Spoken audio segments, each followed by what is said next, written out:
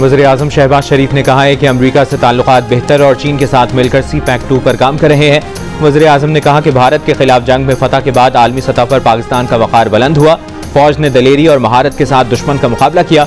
मुख्तसर वक्त में पाक फौज ने दुश्मन की गलत फहमी दूर कर दी। पाकिस्तान को सिफारती सतह पर कामयाबियां मिली। अल्लाह ने पाकिस्तान को इज्जत दी। अभी सफर बहुत लंबा है।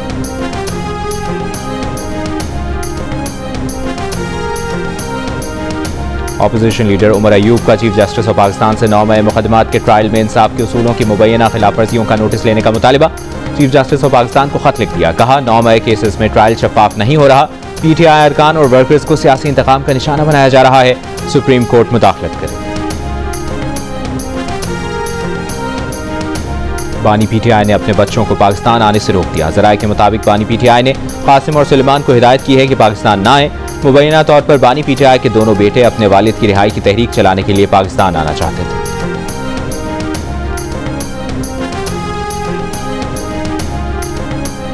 भारतीय वज़ीर दाखिला अमित शाह से सच्चाई बर्दाश्त न हुई। साबिक वज़ीर दाखिला चिदम्बरम के बयान पर गुस्सा आ गया। कहा चिदम्बरम साहब पाकिस्तान को क्लीन चिट क्यों दी? चिदम्बरम साहब पाकिस्तान को बचाकर आपको क्या मिलेगा? अमित शाह का कहना था कि हमारे पास सबूत हैं। दहशतगर्दों के पास पाकिस्तान की बनाई हुई चॉकलेट मिली है। अमित शाह के खिताब के दौरान अपोजिशन का शदीद एहतजाज। समाजवादी पार्टी के अखिलेश यादव ने ऑपरेशन सिंदूर और पहलगाम वाक़े पर सवालात उठा दिए। कहा ऑपरेशन महादेव कल ही क्यों हुआ? दहशतगर्द पार्लियामेंट के सेशन के दौरान ही क्यों मारे गए?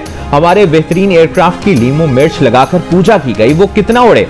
इंटेलिजेंस नाकामी की जिम्मेदारी किसकी है? मोदी सरकार में दहशतगर्द हमले क्यों हो रहे हैं?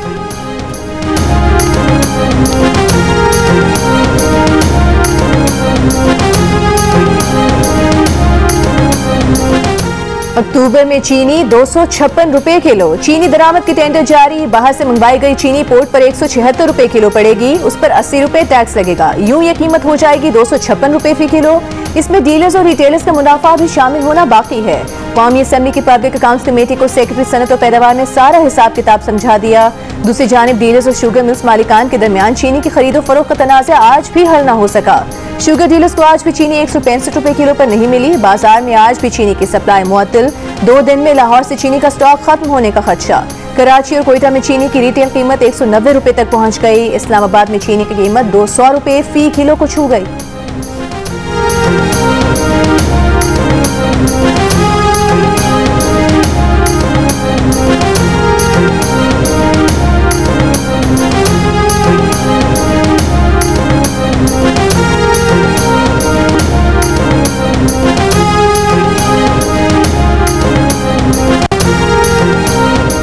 जब से चीनी रेट तय हुए तब से अब तक शुगर मिल्स 300 अरब कमा चुकी हैं। ऑडिटर जनरल पाकिस्तान की पब्लिक अकाउंट्स कमेटी को briefing. Chairman PAF Junaid Akbar ने कहा कि 42 फैमिलीज ने ये 300 अरब रुपए कमाए हैं। चेयरमैन PAC के तलब करने पर FBR ने शुगर एक्सपोर्ट करने वाली मिल्स की तफसील फराहम कर दी। FBR के मुताबिक मजमूई तौर पर 21 ममालिक को चीनी एक्सपोर्ट की गई। सबसे ज्यादा 73 अरब रुपए से जायद की चीनी अफगानिस्तान को एक्सपोर्ट की गई। पब्लिक अकाउंट्स कमेटी इजलास में मेंबरान की आपस में तलकलामी भी हुई। आमिर डोगर ने कहा कि आखिर शुगर मिल्स माफिया ही पूरे मुल्क के निजाम को क्यों जकड़ता है? इस पर शाजिया मरी ने जवाब दिया कि किसी पर भी इल्जामात लगाने के बजाय साबित करें। बिलाल अहमद खान ने कहा कि आमिर डोगर अपने अल्फाज वापस लें, ये उनके हक में बेहतर होगा। सनाउल्लाह मस्ती खैल ने कहा कि चीनी की 1 रुपया कीमत बढ़ाने से 44 अरब कमाए जाते हैं। मोइन आमिर पीरजादा ने इल्जाम लगाया कि शुगर एडवाइजरी बोर्ड सारे फसाद की जड़ है। सदर और वजीर आजम आवाम को लूट कर पैसे अपने जेबों में डाल रहे हैं।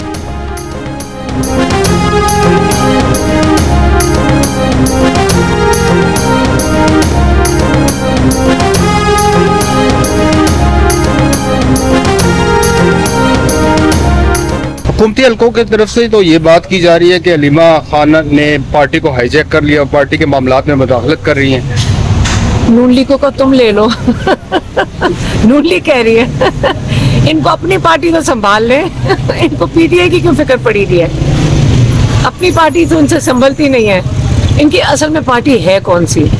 इनके पास 6 लोग हैं, कंपनी की तरह चलाते हैं। जैसे पाकिस्तान में कंपनी नहीं चलती है माशाल्लाह, एक ही बंदे के पास 10-10 होते हैं। इनके पास पार्टी होती तो 10-10 लोगों की जरूरत, मतलब एक ही बंदे को 10-10 ओहदे ना संभालने पड़ते, अगर इनके पास बंदा होता। हुकूमती हल्के कह रहे हैं अलीमा खान ने पार्टी हाईजैक कर ली है। अलीमा खान से सहाफी का सवाल। अलीमा खान बोली, इनसे अपनी पार्टी तो संभाली नहीं जाती, पीटीआई की क्या फिक्र पड़ी है। इनके पास 6 लोग हैं। इसहाक डार वजीर खारिजा, डिप्टी वजीर आजम, शुगर बोर्ड के एडवाइजर और चेयरमैन भी हैं। एक बंदे के पास 10-10 ओहदे हैं। आवाज उठाने वालों को नाअहल किया जा रहा है। पंजाब के ऑपोजिशन लीडर को नाअहल कर दिया गया। अब ये पार्लियामेंट में ऑपोजिशन लीडर उमर अयूब को नाअहल करना चाह रहे हैं। शुगर माफिया मुल्क पर काबिज है, पैसे बनाने में लगे हुए हैं।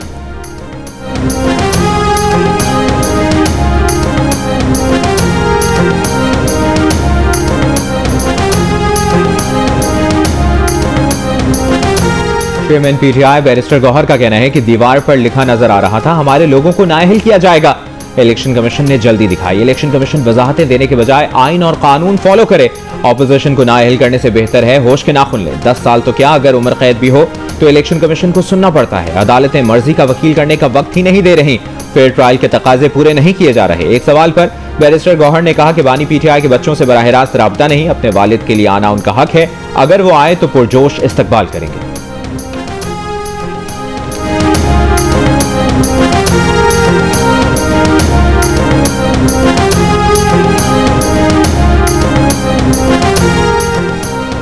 वज़ीर आला खैबर पख्तूनख्वा अली अमीन गंडापुर शराब और असलहा बरामदगी केस में इस्लामाबाद की अदालत में पेश। मीडिया से गुफ्तगू में कहा कि इस तरह की पेशियों से घबराने वाले नहीं, नाअहलियों गिरफ्तारियों से हौसले पस्त नहीं होंगे। खैबर पख्तूनख्वा में तहरीक की क़यादत करेंगे। 5 अगस्त को हर जिले पर हल्के से अवाम निकलेंगे। अली अमीन ने कहा कि उनके खिलाफ झूठा केस बनाया गया। जब ये केस बनाया गया ना वो वहाँ मौजूद थे और ना ही वो गाड़ी उनकी थी। पेश होने पर अदालत ने अली अमीन के वारंट गिरफ्तारी मनसूख कर दी है।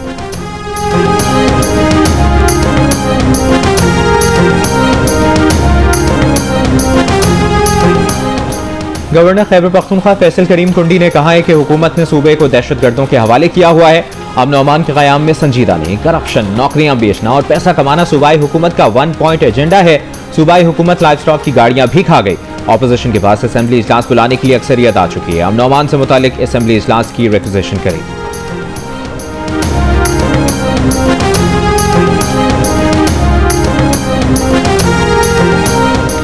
वज़ीर आज़म शहबाज शरीफ से किर्गिस्तान के वफ़द की मुलाकात। 2 तरफ़ा मजबूत ताल्लुकात के लिए ताउन जारी रखने के आज़म का यादा। वज़ीर आज़म का IGC के 5वें इजलास के कामयाब इनेकाद पर इज़हार इत्मीनान। वफ़द पाकिस्तान किर्गिस्तान मुश्तरका बैनुल हुकूमती कमीशन के इजलास के लिए पाकिस्तान आया है।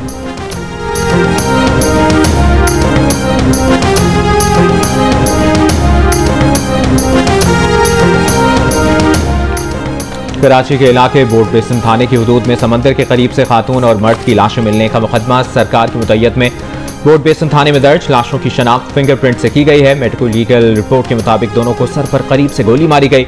मर्द और खातून की उम्रें 30 से 35 साल हैं। पुलिस के मुताबिक मकतूलीन का ताल्लुक गुजरावाला के एक ही गांव से था। दोनों शादी करना चाहते थे। 15 जुलाई को दोनों घर छोड़कर चले गए। कत्ल होने वाले शख्स और उसके दोस्त के खिलाफ गुजरावाला में लड़की के अगवा का मुकदमा दर्ज है। दोनों के कत्ल में मुमकिन तौर पर कोई करीबी रिश्तेदार मुलविस है। लड़की के भाई को गुजरावाला पुलिस ने हिरासत में ले लिया है।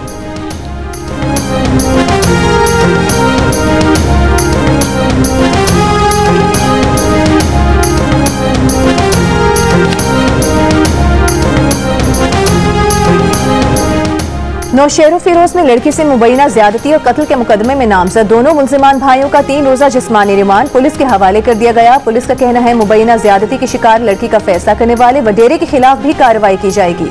3 रुकनी कमेटी वाक़े की मुकम्मल तफ्तीश कर रही है।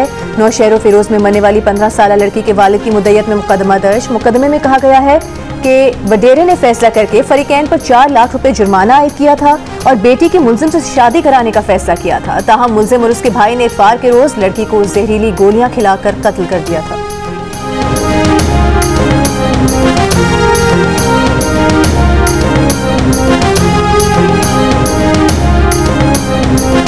कोई हमारा प्लान नहीं है इजराइल को अभी रिकॉग्नाइज करने का। जब तक फलस्तीन का मसला हल नहीं हो जाता, मैं आज ही अपना जब फलस्तीन के प्राइम मिनिस्टर से हो रही थी तो मैं क्या, हमारे पासपोर्ट जो इशू होता है उसमें होता है कि valid for all countries of the world accept Israel. तो मैंने कहा ये हमारी सेंटीमेंट्स की, पाकिस्तानी बहन भाइयों की आपके लिए फलस्तीनी बहन वाले को सेंटीमेंट्स हैं, तो कोई प्लान नहीं है। पाकिस्तान का इसराइल को तस्लीम करने का कोई मंसूबा नहीं। नायब वज़ीर आज़म और वज़ीर ख़ारजा इसहाक डार ने वाज़ेह कर दिया। न्यूयॉर्क में प्रेस कॉन्फ्रेंस, कहा सलामती काउंसिल की सदारत के दौरान हर मौके पर फलस्तीन के साथ कश्मीर का मसला भी उजागर किया।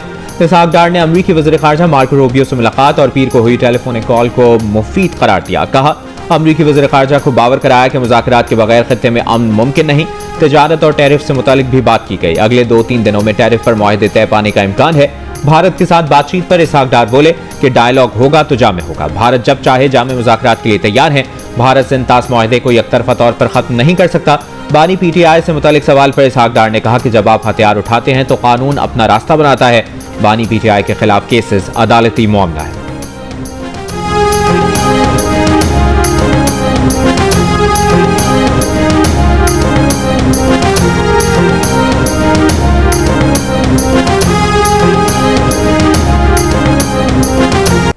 और लीबिया के मशरकी साहिली इलाके में तारकीन वतन की कश्ती डूब गई। 18 तारकीन वतन हलाक, 50 लापता। यूएन मुहाजिरीन एजेंसी के मुताबिक कश्ती हादसे का शिकार 10 अफराद को बचा लिया गया।